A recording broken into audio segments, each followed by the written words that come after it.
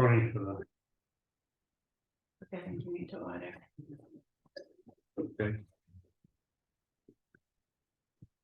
Sorry, Helen, ladies, I was on the phone and the person just didn't want to stop looking. So we're not on top of it. Oh, I'm sorry. You know, call, okay. No. Want to bug out? we'll call the meeting to order and I make a. Move, we go into non-public and make a motion to go into non-public under RSA 91A32C reputation. Second. Moved and seconded, all in favor, say aye. Steve. Aye. You're on. Okay, We muted. now I'm gonna stop the tape. Please join the pledge of allegiance. Pledge of allegiance to the flag of the United States of America, and to the republic for which it stands, one nation, under God, indivisible, with liberty and justice for all. Welcome, everybody. Thanks for being patient. We had a little non-public business we had to do first thing, so we didn't get a chance to do all that paperwork. In the signature folder, you see you signed the MS1, 3 intents to cut, 1 veterans exemption. And I make a motion to approve the minutes of June 27th. Second. Moved and seconded, all in favor? Aye. Make a motion to approve the minutes of July 11th, 2023. Second. Moved and seconded, all in favor? Aye. Right. Make a motion to approve the minutes of July 25th, 2023. As amended. Is not one year. Is that? No, one of them was amended. I think it was 7-11 maybe. Probably for that one, sorry. Probably one before. Okay. Second. Moved and seconded, all in favor? Aye. Aye. And I make a motion to approve the minutes of 8/18/2023. Second. Moved and seconded, all in favor? Aye. Aye. And I make a motion to approve the manifest dated August 24th, 2023 in the amount of $560,330.34. Is that a 30 or a 34? 38. 38. 38. Correction, $560,338.34. Second. Moved and seconded, all in favor? Aye. 462,000 of that is the school.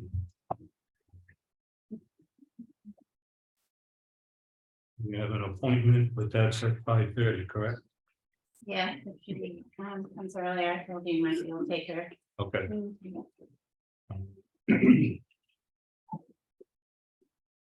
In the mail, excuse me, in the mail folder, we had a claim from Progressive for a fence that was supposedly destroyed by the snowplow last winter.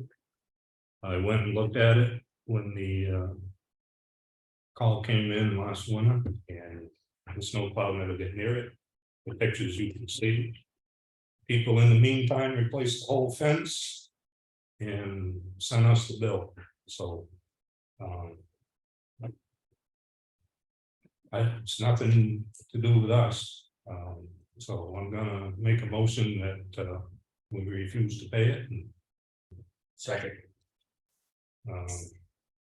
Seconded, all in favor? Aye. Aye. We need a motion. Well, I made a motion, so Yeah. I voted for it. I mean, what they complained about, there was 2 8-foot sections of fence that come down. It's kind of rotted off, actually. And they replaced the whole fence and wanted us to pay for it. If I will send it to Primex and let them know. Yes. Okay.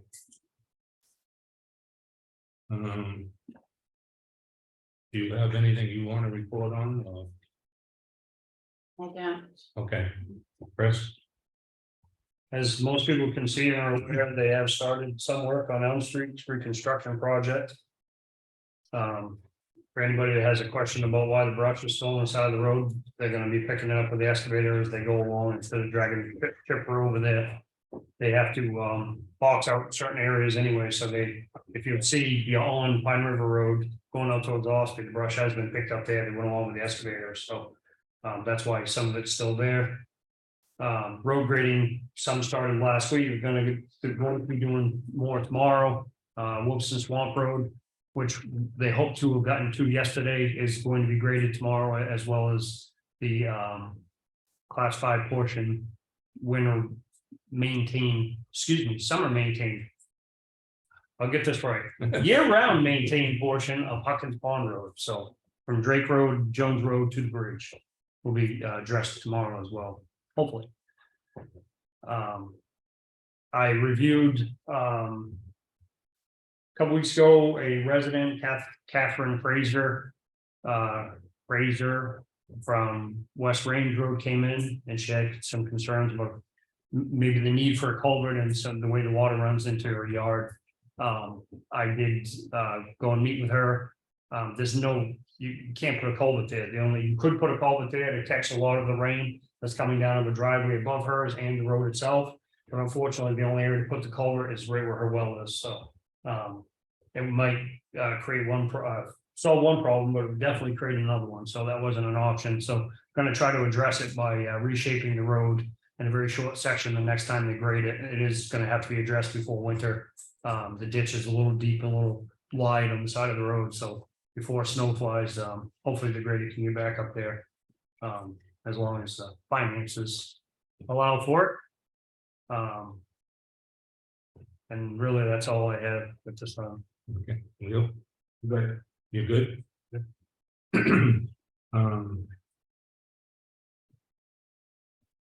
We did meet with Clean Harbors finally last week, earlier in the week, and we finally got the quote today after playing around with emails that weren't correct. So this was the final proposal, the $3,009.24. Yes. This will take care of the 2 barrels of oil that come off Parsons Field Road and the oil container that sits next to the freezer fence down there that is covered up because the water gets in there and leaks the oil out. So, and we got to get rid of it. So no matter what it costs. You can make a motion to spend that money. I'll make that motion to spend $3,009.24 to get rid of the oil. I'll second that. Moved and seconded, all in favor? Aye. You can electronically sign that, correct? I did send Clean Harbors pictures of the oil tank that was never used. Okay. I had Leo send them to I think I John. copied him on my email, Okay. so we might as well send them. So we did. Yeah, but you'll have to follow up with him often. Yeah. Yeah, stay up. Just keep calling maybe now. See if you got any bias. Also, the beavers were on Puff Road. We had get the culvert cleaned out twice. They plugged the culvert up about quarter of the way across the road, so had to get excavator over there with a log and clean it out second time. Put some grade stakes in front of it. Kevin cleaned it out yesterday so that if the beaver come back to build, you'll build it outside the culvert instead of inside the culvert. But he did get one out of there, but he said they're way up the brook. So you don't know why they're playing around with culvert, but and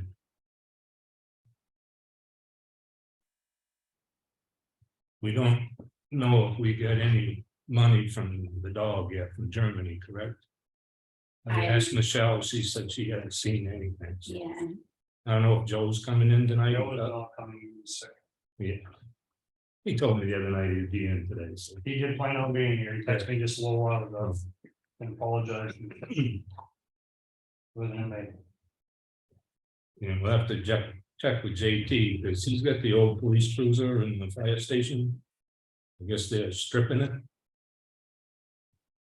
With yeah, what Joe was saying. yeah, there was a discussion, with the fire chief about stripping the vehicle, Yeah, with the selectmen, I can't remember the specific dates, it's in the Lord's Hill Fire Station. yeah, so you guys knew that was happening. So, all three of those vehicles still need to be listed, and since I saw the fire here, I didn't know if someone else had taken that on. If not, I'll put them on, I think to me, or. Yeah. Okay. Advertise it, put it up for bid in the paper or something.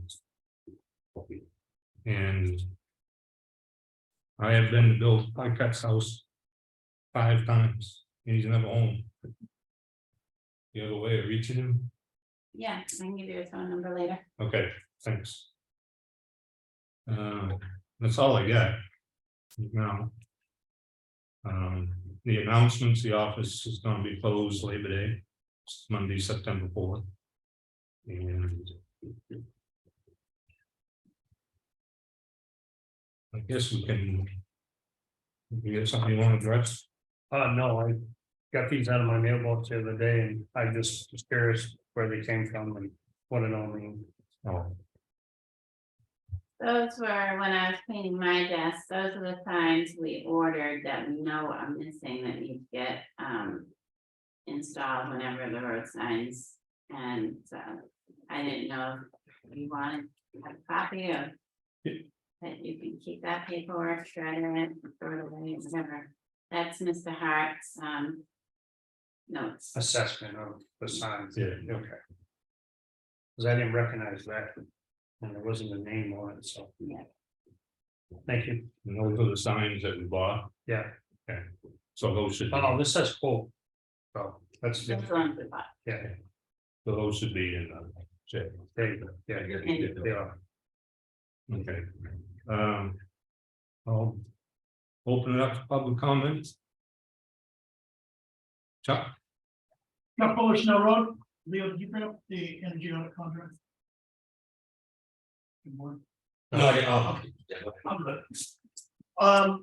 So I think I had mentioned previously, a whole bunch of people, so I'm not sure if I addressed this group or not, the historic town hall project. As a result of talking to the community development finance authority folks, qualified for a clean energy fund energy audit. There was a $5,200 grant. The fund will pay 75% of it, the historic town hall project will pay 25% of it.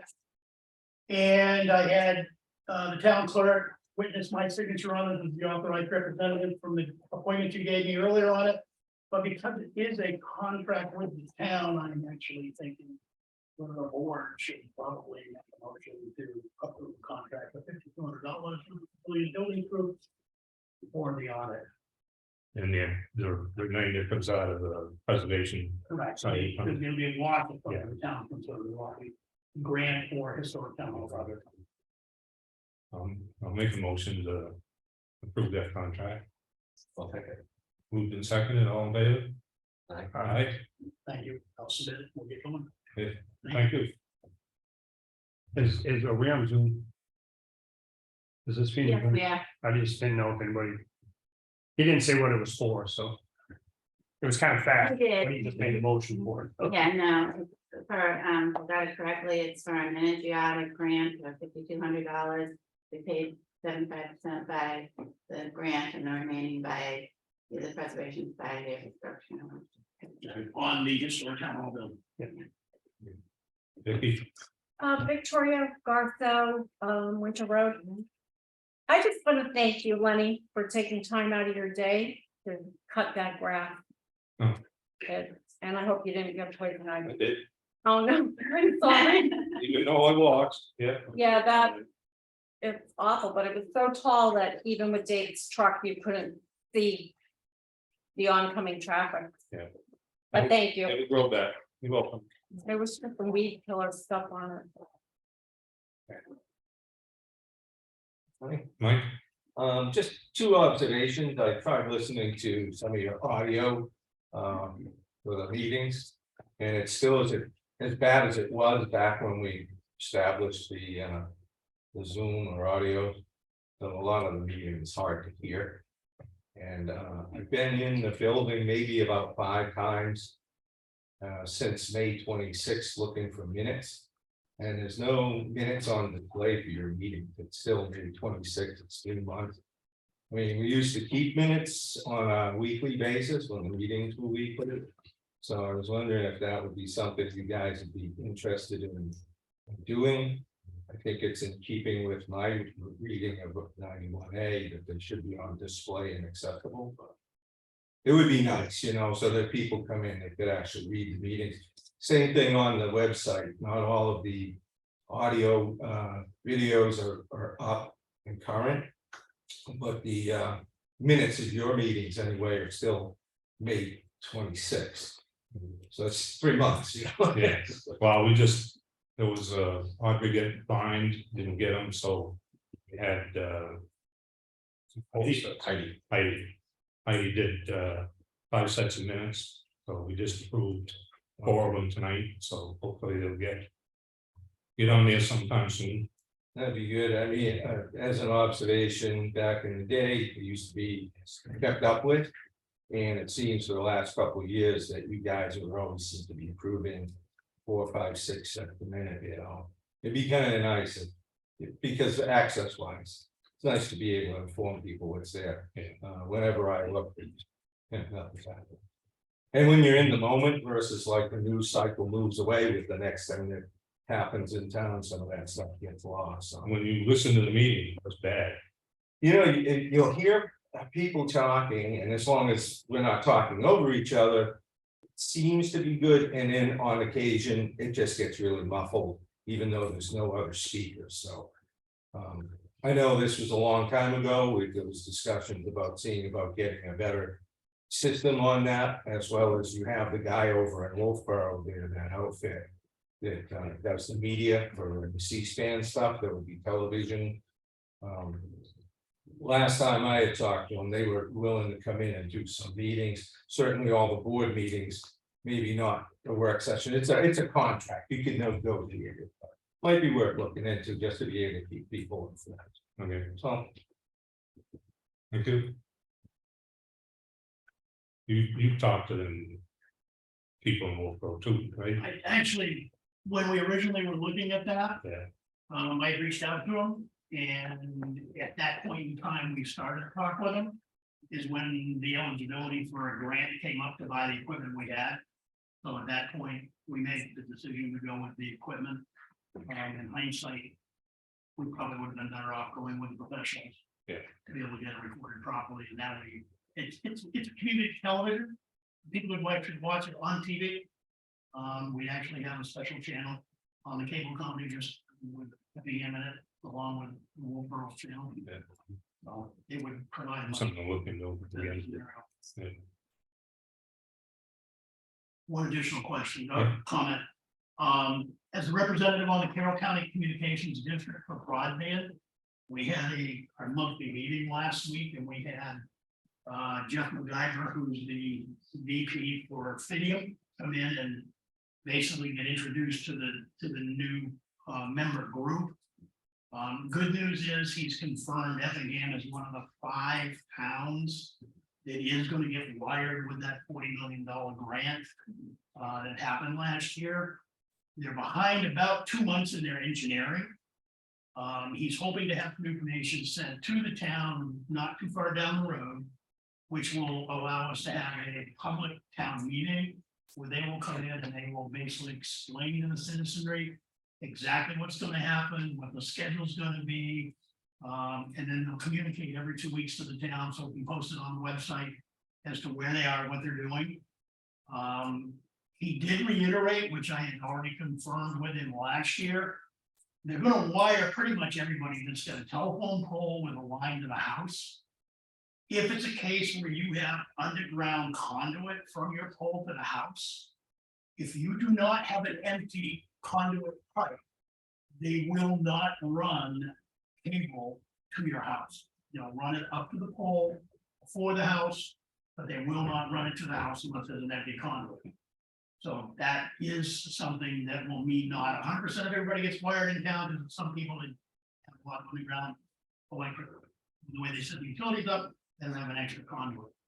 From that standpoint, I'm actually on the committee. I'm leading the committee for the grants for the community communications district. We're actually going to be looking at New Hampshire's about to get $196 million out of some federal money to do further hookups to the unserved and underserved parts of the whole state.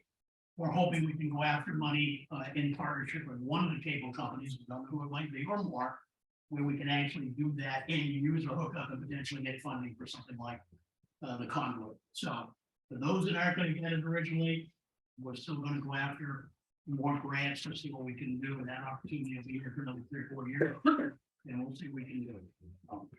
And that's the update. Question about that. Yeah.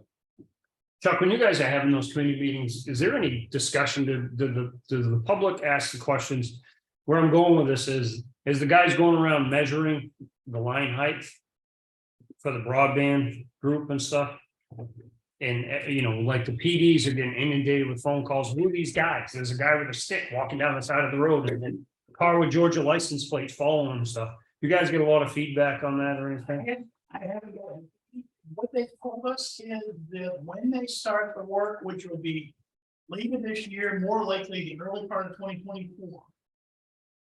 Basically, they plan on bringing their own crews in to do the end user hookup. So once they run the wire to the poles, from the pole to the house, Effingham people will be doing those hookups. The lines on the poles, they're going to be bringing in crews from all over the eastern seaboard. Apparently, they have contracts to do that. So these guys that are doing that measuring now, that's nothing to do with the broadband? Don't know that. I know they're doing engineering right now, and we're one of the 5 towns, so it would not surprise me that could be. Because you got Effingham, Ospey, and Tufton Borough police departments and the town halls are getting inundated with phone calls about these strange vehicles, the guy walking with a stick. And it's basically to make sure that the line's high enough, I'm guessing. Yeah. Okay. I will. I'm the expert. They may say they don't have a direct line to. Not been on the committee, we'll reach out to them and answer that question. Just, I mean, if you guys get any, maybe there's like some way to get the word out there that this is legit, and maybe take some of the heat off the municipalities and the police departments. And I told them they could do a better job marketing what they're doing. And I about a month and a half now to come up with a one pager. Distribute anything. They actually have it in the legal department right now, from what they told us last week. So they've got it designed, the legal department's looking at it, and it'll come out. I'm not sure it's going to address that particular issue, but I will reach out to him and ask that, and I will get that information back to the office. thank you.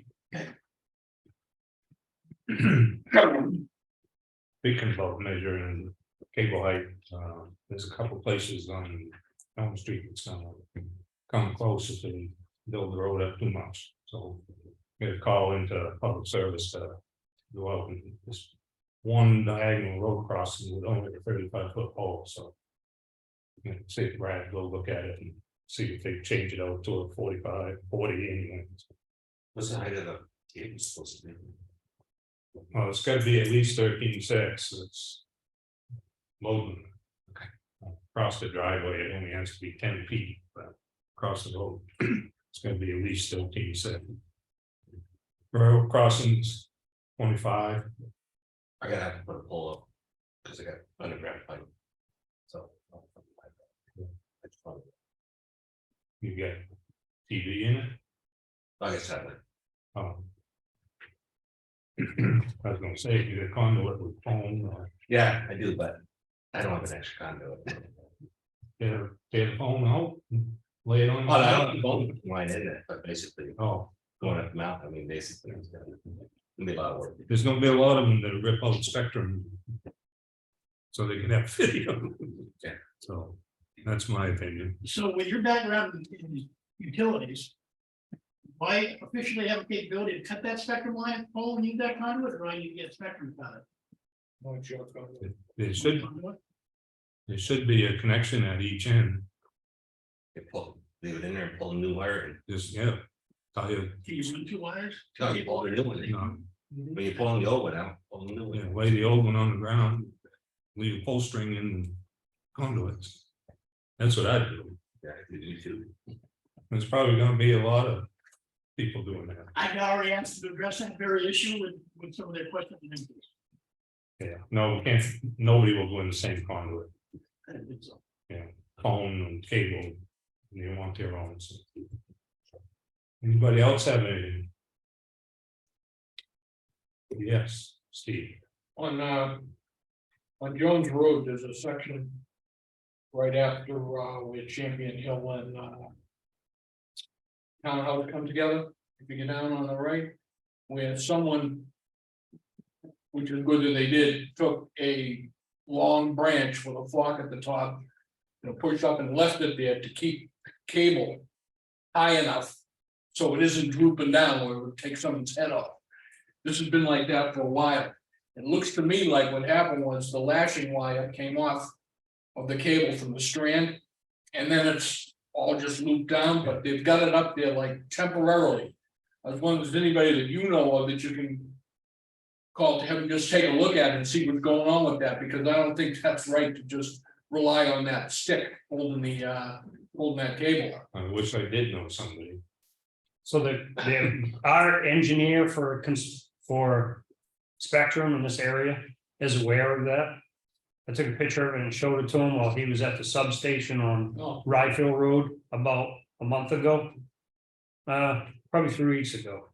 I think it maybe a log truck caught that or something with a limb quite a while ago, but they are aware, but unfortunately, there's 3 trucks from Lancaster to Rochester to 93 that cover this entire area. I just brought it up because you guys Yeah. are talking about that, so I Absolutely. didn't want to make you aware of it. And it, you know the guy. He's got, yeah, he knows the guy. He's got a beard, he's been around for 100 years. Bruce. So his name Bruce, that don't matter. Can't remember his name. They don't really care, I don't think. I mean, I called them about that broken pole on Townhouse Road when the microburst. I mean, it's broken right at the through hole. The only thing holding it up is stuff for the pole. And cables on one, didn't have a down guy on it, it would be in the road now, but. Anyway, they don't, no money in it, so therefore it's not top priority. They never recon their old poles that they're replacing either, they just leave them there. Yeah, That's where I get my phone. Before that happens, I think the town is out of contract with Spectrum. Is that something that you would like addressed to have that contract renewed? They're not renewing any of those. They're not, they've chosen not to renew them. They're franchise agreements, they're choosing not. They being Spectrum. Yes, I'm working on that somewhere else, I can, you know. Yeah. Because there is a legal thing to have them renew. I think you have to date on when I learned. Another town is legal, is fighting it. yeah, most of the stuff is consolidated, it's not so much Spectrum as it is consolidated. Right. Okay. Yeah, We have co-op. And website backside problems like. no, it's in area I can think of. Everything else is other source. What was that question, Craig? I asked Lonnie, anywhere else in town besides the backside of Providence Lake that has co-op as opposed to Eversource. Those 86,000 properties out there, are the only ones in town. Yeah. And just so people are aware, the Ossipee co-op shed is closing. They're moving all of their linemen to other stations and they're selling that property. So the response time will be double or triple. New Hampshire. Hampshire co-op. When we closing that, September, I don't want to, Yeah, I can't remember the exact date, so I shouldn't say out of turn, but I believe you said it was in September, so. okay. Closest other shed is Meredith. See the Meredith and Margaret. But you still have to provide it, just. I mean, Oh, yeah, they still provide it, they just, Until they sell the yeah, poles. Yeah. Or what?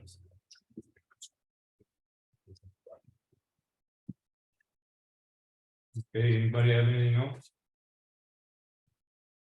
Susan? It's a little early, but you can start. Okay, so. This ongoing issue I've had with the town has been going on for exactly a year today. And it started with a letter I got from the enforcement officer. Indicating that the field inspector for the town had observed a good deal of construction activity. And that activity may require a building permit. And that I may be in violation. By the end of the letter, I was in violation. The entire fall of 2022. I spent trying to get some information, clarification as to what I was actually in violation of. Never received it, but I received 3 more threats of being in violation and fines. Communication ceased completely at the end of December. In January, I received a notice of violation, and I started receiving fines for $275 a day for an unspecified zoning violation. The invoices I have in hand right now total $33,000. I wrote the previous board. I have a letter dated 2/28/2023. I never got a response. I outlined in detail, I believe it was a 4-page letter, what had transpired from August 23rd when I received this letter being in violation. All the way through what had transpired. I have all the emails to support it. No response. I now understand I'm in legal, I've been referred to legal. Still don't know why. Can you please tell me why? Because you didn't get a building permit What do I need a building permit for? for a major renovation on the property. I do not. You don't have a building code in this town that I'm aware of. Well, it's in our ordinance, in the zoning ordinance, that There's no indication in the zoning ordinance. I've read it cover to cover. There's no indication in that ordinance for any renovations, interior renovations whatsoever. I believe it's in there. Please point it out to me. I don't have it right in front of me, so I can. Can we get it? You want the copy? No.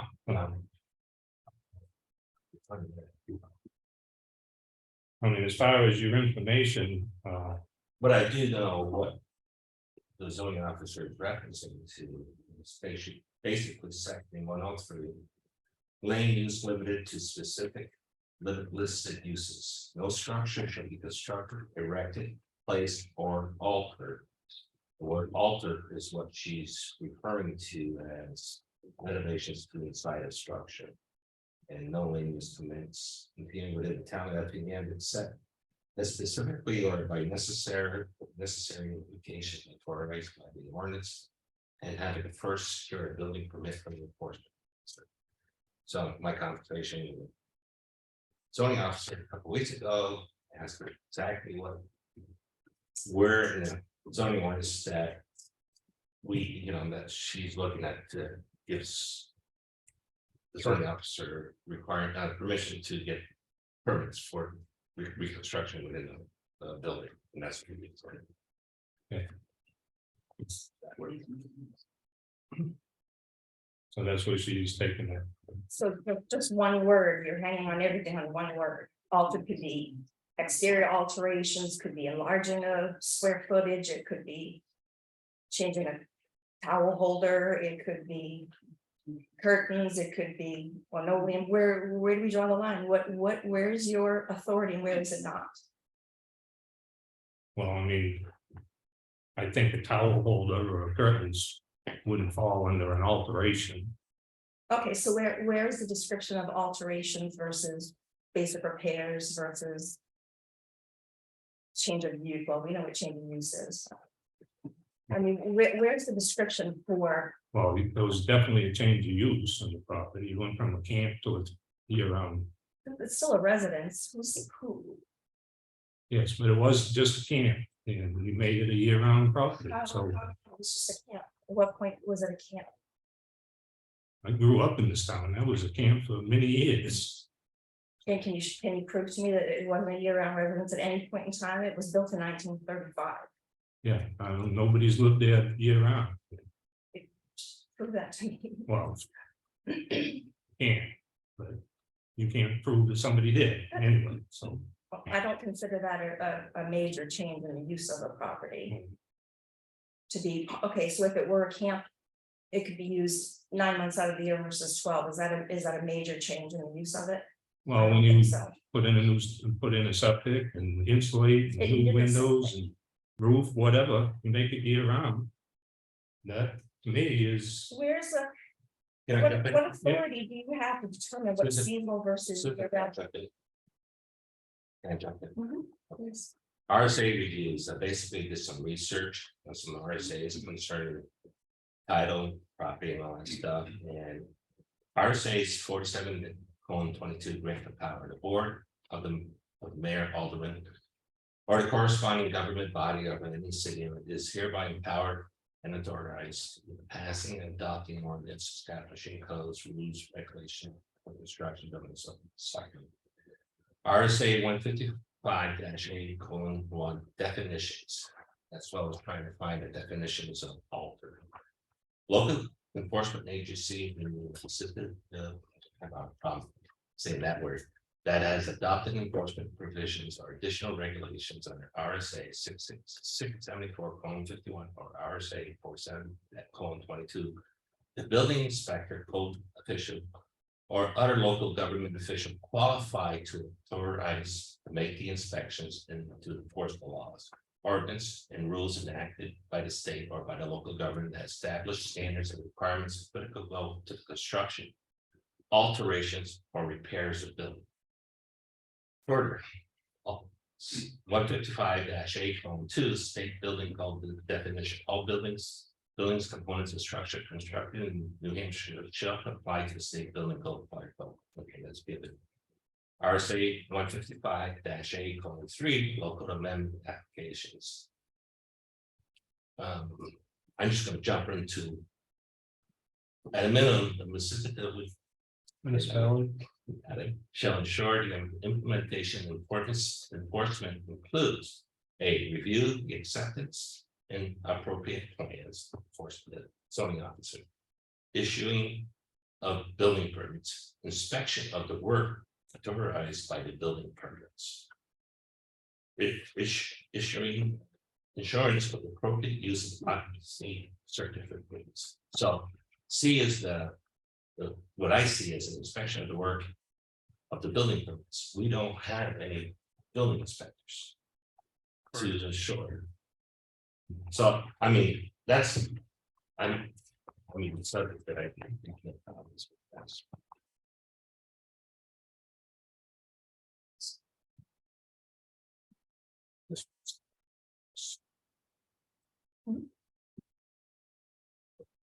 Yes. I got you. Yeah.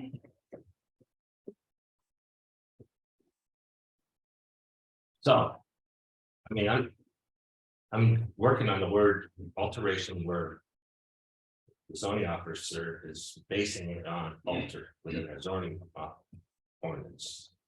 And then with basically, if you read it, it's, we have to have a building inspector to verify the building, what the work is like. If you read it. May I further? You are authorized to pass and adopt ordinances and establishing building codes, rules, and regulations, but you've not done so. Ready? If I can jump in, I don't want to rock anybody's boat. okay, What Leo's referring to. You have 674:51, 47:22. These are steps you take to adopt certain codes and towards RSA 155A building codes. The town has to vote to approve those, to adopt these things. We never have. And I think was a selectman back in '99, and I know you were in town. What we've got here is a zoning ordinance. And if you were attending there, a lot of people were showing up threatening shotguns and everything, you're coming in my house business. And the discussion back then was, that's not what a zoning ordinance does. It doesn't extend to the inside of your house. What you adopted was 674:16 through 19. And it's a set of provisions to regulate the town under zoning. It doesn't do replacing a window or adding a window or a door or roofs or insulating. It doesn't, that's why you can't issue occupancy permits. You're not regulated that way. Footprints. But yeah, if you're gonna put a portico on or something like. None of, we don't do that stuff. And that was also part of the legislative intent. When those discussions were going on. People in like Chris's position or the planning board, or whoever's putting forth the notion of having a zoning ordinance back then. Those meetings and such where the legislative intent was to enforce to a point. At no point does alterations take place in the home. What you're doing with your building permit is you're essentially saying you sign this permit. And we have the right to inspect. That allows that zoning officer in the home. You don't have that authority. Town of Effingham has never adopted that.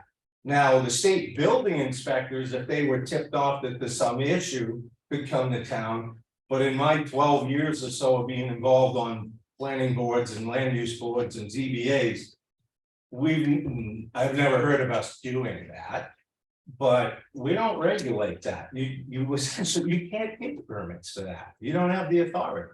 You can't collect money from it. It'd be an illicit permitting scheme. It's. I guess, I mean, we're in a good position to be going after somebody if that's what's going on here. For what you're, for zoning one. 674:19, applicability of zoning ordinance. The zoning ordinance adopted under RSA 674:16 shall not apply to existing structures or to existing use of any building. It shall apply to any alteration of a building for the use for a purpose and a manner which is substantially different from the use to which it was before the alteration. Well, that's a site plan thing that would throw you back to the planning board. Residential use. That's And right. one and two family home So is residential. Is there zoning regulation going inside the door? You don't have anything in there, your zoning ordinance for going from a seasonal use, say, to a full-time occupancy. The only thing that we have for that in the state, without building codes or something, is a septic system. That's what we demand. But alterations inside. Talk to Susie's flat, she'll tell you, you know. That's not what that means. You would need to adopt building codes. And then you could apply the building codes. It's also like, you have to have a mechanism to challenge the building inspector's determination that you did something wrong. So you have to go to the building code of appeals, not the zoning board, because the zoning board doesn't regulate it. Some, you go to the building code. It's like getting pulled over by the cops. You're speeding, but there's no speed limit. And then he says, yeah, you can't challenge the court. There's no mechanism. It's not, can't do this. Or at least you can do it, but I wouldn't go to court with it. And I'll throw one last thing, Lenny, in all the times that the planning board has met and the ZBA, emphatically, in any case or discussion that's come up about this, all of the boards have always said, we do not regulate inside the home. There was a couple down on Province Lake, they had some of the Ingraham lots, and they were side by each two little properties. ZBA said when somebody brought up, oh, the ex-wife did something down in the basement, finished it off. It's like, we're not having that discussion. That's not, we don't have regulatory powers there. planning board will tell you the same. I did review these with Attorney Serge on Friday, the E91A request, and he felt the zoning ordinance, stood on its own as far as the town asking for a permit.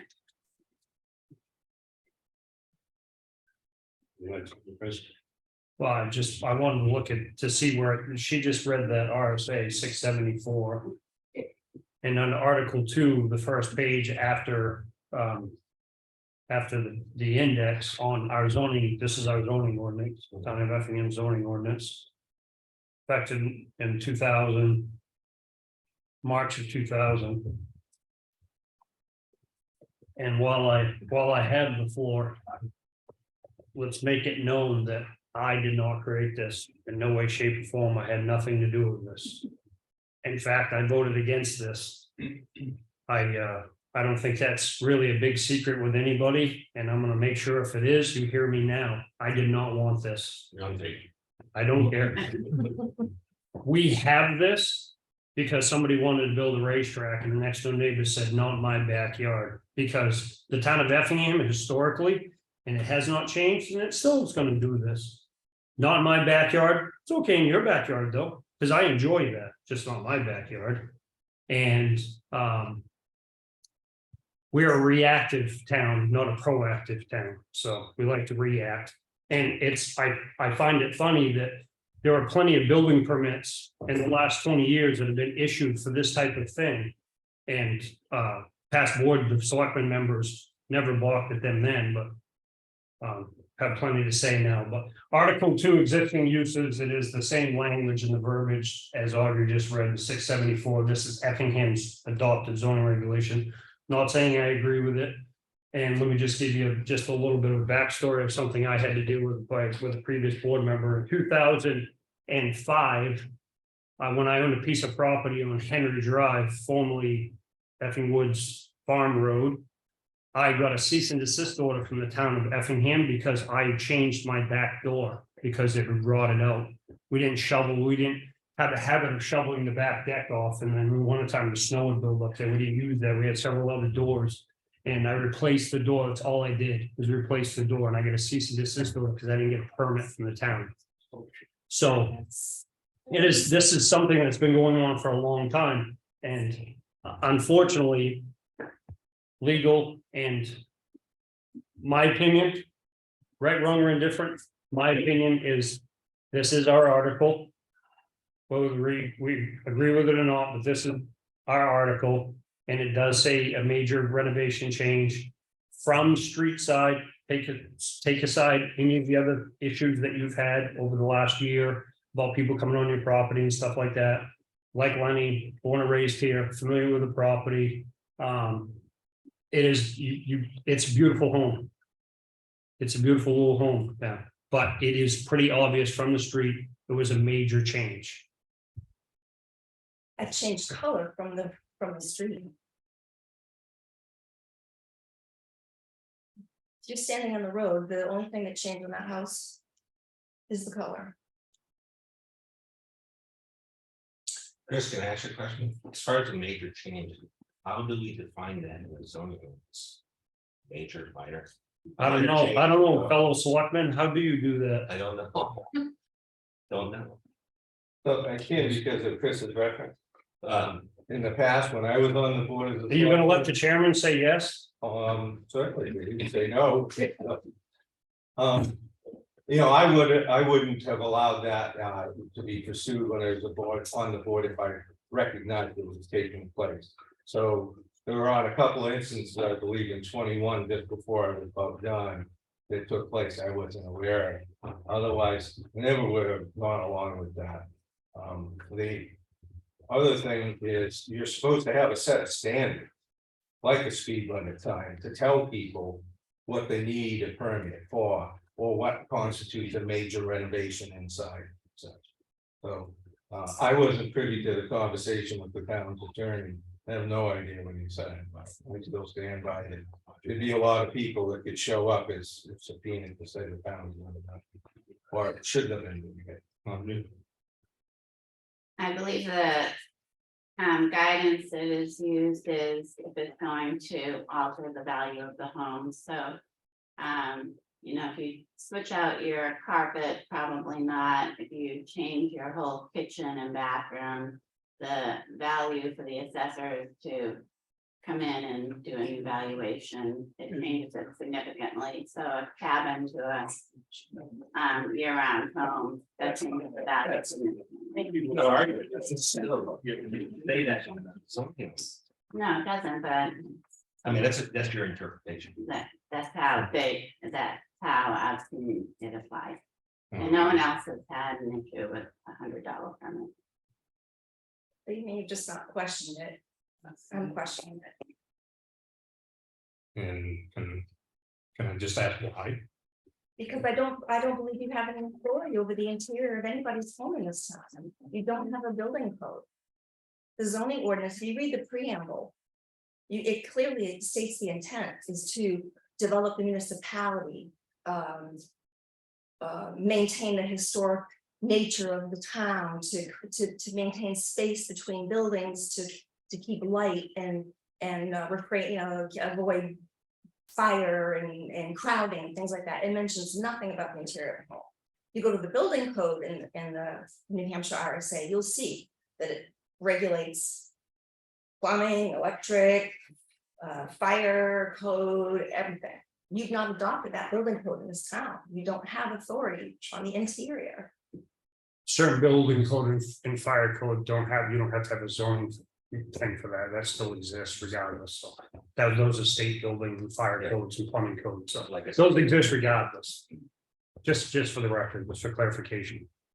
So you would still have to meet those. Let's just say that you put in a propane fired stove, new boiler, that would still have to be inspected by our fire chief. So regardless. Yeah, the question then? So is it this board's contention now that you are asserting that you will have in these situations a right to enter our homes, our bathrooms, our bedrooms, our bedrooms for enforcement proceedings regarding building or alterations within the home? Is that your collective position? No, Because that's what I just heard. By signing a building permit, I authorize the town access to the interior. well, it's about getting a permit, Correct. yes, but you don't have a permit, so therefore we can't go in there. Go in there. So that permit though is gonna give you access to our homes if somebody acquiesces to this. Yeah. It says right on the permit that it's. But you have no authority to have Still don't- access. Don't think you have the authority. Well, this, I guess the person that's signing it is giving you authority. How did you guys find out about this place? Wasn't there some kind of an access onto the property that was a trespass? I mean, you can't search and see. You had no contract with the It's town. pretty easy, just drive by it and see it. That's not what happened. Yes, I'm gonna snap if you don't stop this right now. I mean, let me go back to the town acting on building permit application. You don't have the right to go into the house. You have the right to enter the property. Just say go to the house. Okay. Yes, I just want to say that I had a visit last year from David Hines without permission on my property, looking for a camper that we sold 4 years ago. How did he know she was doing something? He entered the property illegally. I'm sure he wasn't invited. So how did he know? And why is she getting harassed for this? This is ridiculous. I'm not harassing. Well, Rebecca works for you, so technically it's coming from you guys. Well, they're doing their job. Well, they're not. They entered her property illegally. I don't know if they went in the property, I They don't know. must have. You can't see her stuff from the road. Can't see the interior of the house from the road. So they had to have gone on her property illegally. That's against our constitutional rights. I've got pictures that were sent to me. This is my my tax card that was printed on 8/23/22. date of Ms. Boyden's letter to me. There are 2 pictures that were taken clearly from my property. You can't get that angle without being on my property. And the photographs are date stamped 8/18/2022. Was that at the time or? No, No, that was, That was the field inspector that was referred to in the letter. those pictures were taken from the property. Have you seen it? I have. Have you seen the picture?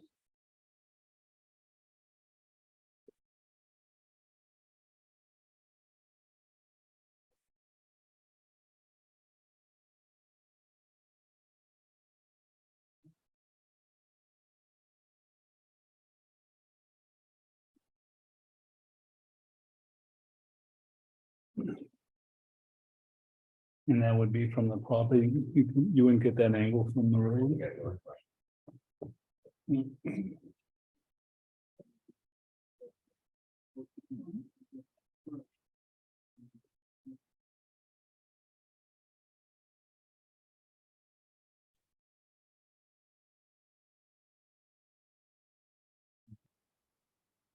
Susan, just for clarity and to add to this whole packet of information. After it on 8/22/22, is that what you said? 8/23. So when that was taken, Those were taken at 8/18. 8/18, sorry. Mhm. Were there posted signs up then too? No trespassing sign? Yes, Um, When the kid, I'm sorry. Government I officials. believe it was, I'm not sure. I think it was because we had some kids on the property. I just time frame, I can't remember when that all took place, so I just, We had Because we had one on the property forward in front of, behind that picture. And then we had other issues, so we then put one on the shed out back, but that didn't come till since probably September-ish, end of September. there's been a lot of talk about who gets stormed, whose property and when. And it went into, well, if it's posted. And then there's still further discussion that we still need to have with legal and so forth about the constitutional rights and. We had all kinds of people in the last 5 years in the town of Effingham that just free will all over everybody's property, but now all of a sudden, no offense, but now all of a sudden it's an issue. And everybody's taking exception to it, and we're violating constitutional rights. That's been a soapbox of mine for years. It's like with all these amendment changes and the zoning regulations that we vote on every single year. At what point in time do I say, why do I pay taxes? Are we not really infringing on my constitutional rights with all this crap? Having to have a building permit for a carport, for a shelter logic or a whatever and things of that nature. If I'm tearing my deck off because it's rotten and I'm putting the same thing back, do I need a building permit for it? Do I need a building permit for that? No. But do I? Last question, Lenny? Yeah. I understand you guys had some discussions about how to access the property, whether it's a town official or an employee. I've heard something about going on the property without communicating first and knocking on a door. Now, in the past 5 years or 15 years or 20 years. My time being exposed to this. I was always led to believe that the municipal employees were contacting people before going out. I don't follow them around. So if you're going to say my door without calling me first, that's a violation. I stated that to Henry Spencer when he showed up at my door one time and I came in here and I said, that's trespassing and you can't be doing it again. I don't mind you coming by, but you gotta call first and set up something. That's my way of all the trainings that I've been to in inspection and enforcement has worked. So what is your policy as a board for officials and employees entering onto private property? If there's a posted sign, they don't go on. Okay, and why do you need a posted sign? The Constitution, Fourth Amendment is against the government going on. That no trespassing to the world. The town already has a no trespassing, no, that's the Fourth Amendment, the legal search decision, it applied right to privacy. So what we asked, we told them if it's posted, don't go on. If it's not, go to the door, knock on it. And if the people at home, talk to them. If they're not, get out. I will be filing trespassing in a heartbeat if somebody comes on my property, it's a municipal case. The last meeting I came out and stated that they had to call. Make an appointment, go on the property. Yeah. I mean, from there. So my opinion, no, they're not allowed on the property without calling and making an appointment. No matter what it is, my personal property, don't show up, calling the state police, filing trespass. But when Leo brought that up. It was 2 weeks ago, 2 weeks ago, Yeah, last week. we said, we'll We'll take it from here and we'll go and we'll meet with Rebecca. Which is what I just said. I just made that statement that we have an ongoing conversation about who can go on whose property. We're further conversing with legal and everything else about that. So Gonna review it. So are you gonna make her fine go away? Cause you went on the property illegally and she didn't know why she was being fined anyway. That's kind of ridiculous. There should be more of a communication. Can't That's answer that why. right now. I think it'd be conversation the board will have. And the parties involved. Conversation. Excuse me. Have that conversation with legal, Yeah, because she'll collect attorney's fees after she learns everything. And you don't want that out. We're gonna mitigate it now, make it roll. oh, I'd like to see what Matt has to say first. Yeah, I like to present that. I will also get Matt some information. Contrary to the conversation that Audrey had with him. Which may point out a little bit clearer. The building code requirements. For dealing with internal alterations. Because it's not one code, there was a reference there, there's actually about 4 codes. Which I stated. Which you will add, so that you pull those 4 codes together, you get the complete picture you need. just for clarification, when did this all start again? A year ago. year ago. Okay. 20. I just want to clarify that. Just to try to jar my memory about who was sitting behind these tables when. Yeah, Chris, and I didn't have that information at the time, I'll admit it. I'm not afraid to admit I made a mistake. Are you? Absolutely not. But you weren't the only one.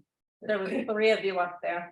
I was the one championing a good portion of the year. If you remember when you told me to not shout at Rebecca in a meeting, when I was calling her out for not doing something correctly. Excuse me, Chairman Espy. Since there is a requirement on costs being put in place, do you want Mr. Fuller's legal questions to come through the board to town council compared to going directly to him? I'm not gonna go directly to him. Oh, that's. I'm gonna give you the information.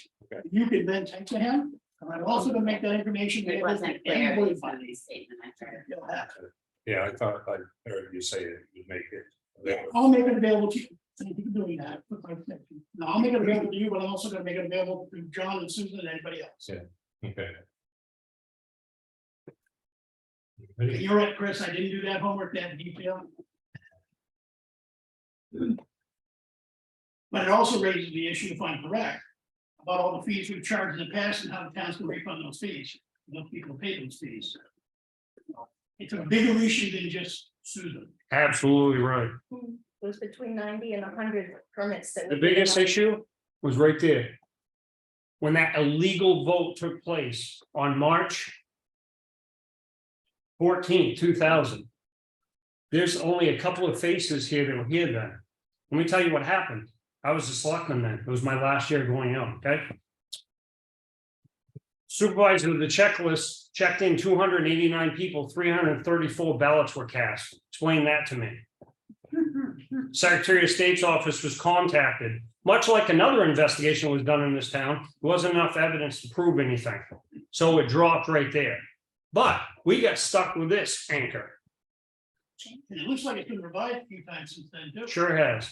The last revision was So it means real small. in front of March a 12, town 2022. meeting, multiple occasions, people have affirmed what was done in 2000 with changes. Yes, not everybody though, because I understand, majority rules. Yeah. And according to what you just pointed out, they ruled and made that majority vote several times. Yeah, and those changes were ballot questions, right? Yeah. Yeah. Yeah, I lived in a good long time. Usually I have an assessor come every few years. I've never been notified. When I see him, he comes to the door, knocks. It's a commonplace thing. I don't see big deal about whether they phone first or they don't. We just had a gentleman come a couple of weeks ago. Very nice guy. Is that Avatar? Yes. Yeah. But in previous years, Leo, I had one year in particular. They came 3 times every couple of months, That's a no. but you know, But Avatar can go on. they property. can. Look But if you into had a it. no trespassing sign on your property, then you would have to come. Right, right. But I'm just saying, I don't think it's, you know, But we're. a huge thing. Okay. Rosemary Wissenbeck, Lake Road. Chris, going back to your statement of we're stuck with this, so how do we change it to get out of this idiocracy of, oh, if I do renovations inside my house, they might come after me, if I paint the wall, hang a pic, I mean, come on. How do we go back and get rid of some of these ridiculous ordinances that have been voted in over the years? Well. Let me jump in, I mean, it's not, Sure. you're not sure if you're ridiculous, we just want to clarify. Okay, Yeah, no. how do we clarify, but how do we change them? How do we Add go about add changing? clarity to what's. Right, That's all I'm asking. Clarify. I'd like to see them change, to be honest with you, that's my personal opinion. I think Effingham has become an HOA. But that's my opinion, that's my opinion. That's- I guess the whether everybody looks at alterations and tries to decide what is an alteration and what isn't. Yeah, that's fine, that's fine. Does it need to be a drape? Simple definition added to the paperwork would have eliminated. Something like that. And again, I'd like to refer back to, if I could please, the preamble of the zoning ordinance, and you can clearly see its intent. And I can point to you an NHR and say that further clarifies the intent of a zoning ordinance. That's what I do with that.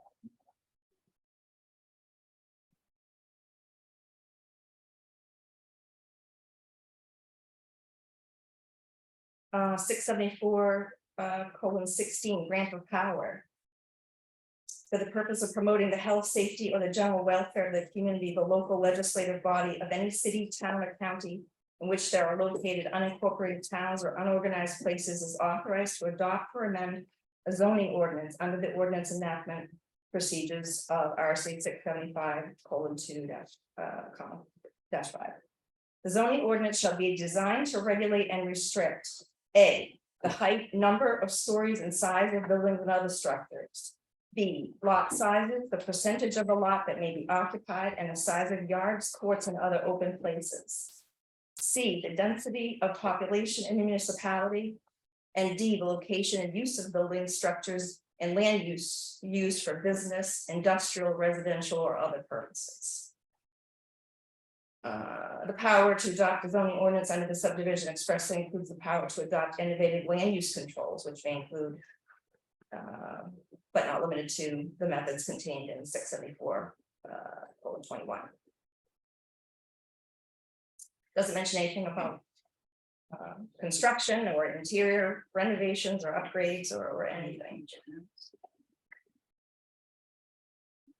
No, there's 21 covers a bunch of things, but it's not about interiors, closer to get to ADUs.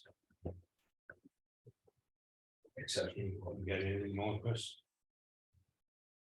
I got a whole bunch more, but I'm not going to. Okay. Well, Because the preamble in this right here is a joke, in my opinion. It's a slap in the face. So, We're not gonna give you a decision right tonight. We heard you make your point.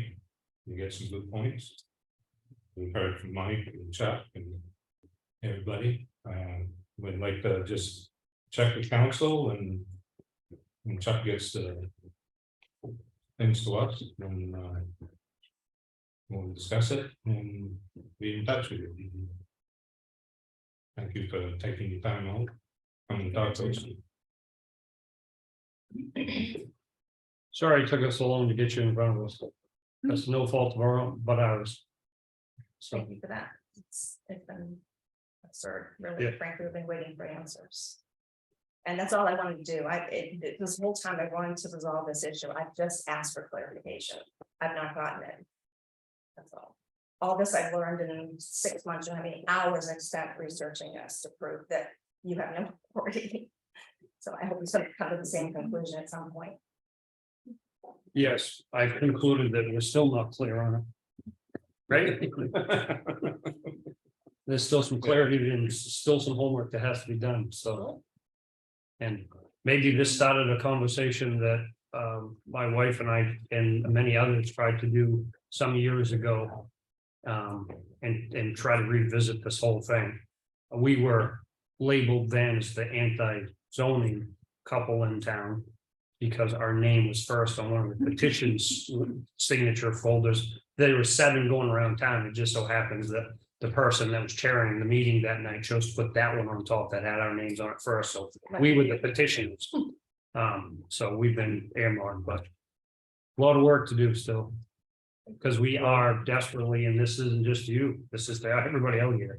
My opinion, we are really treading on people's, and I've said this before. And I know you guys probably want to go, but I've said this before, I'm gonna say this again, filth in people's yard cannot be zoned out. That's what people think, that this is gonna stop that, that is not gonna stop that. Just all out filth in people's yard, it's not gonna stop that. Health, once it starts getting into the health side of it, that'll stop it, right, Mike? You know, if it gets to a certain point, but that's what a lot of people think it's gonna do. It's gonna stop my neighbors from having smelly pigs, because I don't like smelly pigs. But it's not gonna stop that. You know, and they say, well, you know, if you have a 5-acre lot and there's a 5-acre lot next to you, this right here stops your next door neighbor from building a house right on the boundary line right next to you. Who in the hell wants to do that? Nobody. You come here to build a house because you want your space. You can only afford a 5 acres. So if your neighbor has a house over here, you're probably gonna put your house on this boundary line. Right? Because you came here because you want that space and control it. So, and the laws that already exist in the state of New Hampshire. That existed before this and existed with our planning board for many years, subdivision regulations and things like that. Those take care of 90% of the stuff that. And we wouldn't be completely treading on all of our rights next time. Because Jesus, the amount of money we pay in taxes. For the services, we get an excellent police department and fire department and so forth, but. You know. Compared to other towns, no offense to the employees, and the transfer station is great, stuff like that. It's not that, it's a small town, right? We don't have these grandiose things. But we pay a lot and then we're just told, Jesus. You get to die and pay taxes, the only 2 things you get to do in life, right? Then sure. I like to have some of my money in my pocket to hand to my kids before I die, so. I'm done. Okay. I know it doesn't mean anything, but I voted with Chris. I voted against zoning back in 2000, so, yeah, I'm not a big fan of zoning either. See it, we gotta live with it. And everybody's gonna try and play by the rules, the way I look at it, so. But thanks for coming in and you will be hearing from us. Play by the rules, I just want to know what they are. Yeah, Thank okay. you. Don't run with scissors. That was a good. Anybody have anything else? Just leave you with when the violations go out, they should have on there the statute, the RSA that enforces the provision that's being the violation, so. Apparently that wasn't noted, and I'd really be interested to know what. The legal definition is of the violation. What is the statute that gave the authority? It's the same as with, you know, the Fourth Amendment, the town can't. Override the 19th Amendment of the state's constitution or the Fourth Amendment of the United States, so. Thank you. It's very specific, we need that Okay. language. Okay. Was all set, Audrey? I have a question, Lynn. Yeah, Will you guys be letting the general public know the results of this, of how you judge it, so that we will know what's going on and whether moving forward, we're gonna be made aware of what yeah, the probably next meeting, Then we get a response back from the lawyer. yeah. Depends on council, okay, yeah. The open, thank you. we don't have any. For the big bag of worms. We have a need for a non-public? No. We already had that. Okay, nobody has anything else, so Make a motion to adjourn. Second. moved and seconded, all in favor? Aye. Aye. Thank you, everyone. Minutes.